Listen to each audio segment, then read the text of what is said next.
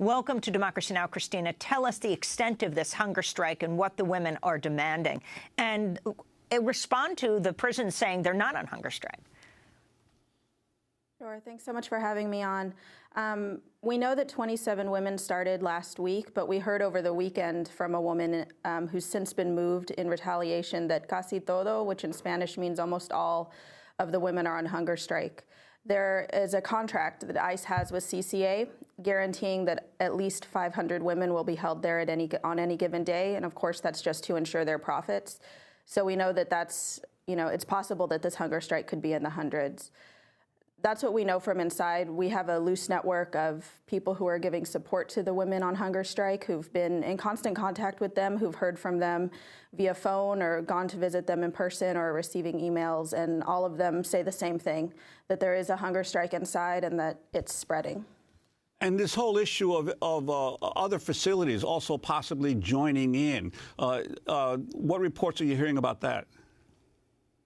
Right. Well, we heard earlier this week that the Adelanto facility in California had started on hunger strike, which brought the total number of people on hunger strike in all the 4 facilities to at least 95, if not more, because there are so many women in Hutto.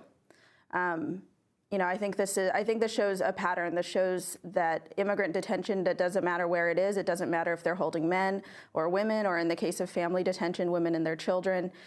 Immigrant detention is an abusive system, and people are rising up against it, and more are. And you know Francisca's case, the woman we were just listening to?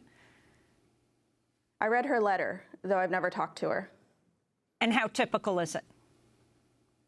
Very typical. Women are fleeing Central America and Mexico because they're in danger. And they're doing it the way that they're supposed to. You're supposed to come to the border and ask for asylum and present your case and say why you're here, why you're asking for help. And we respond to these women by putting them in a prison, and a prison for profit that cuts corners, that serves bad food, that neglects people's medical care and needs.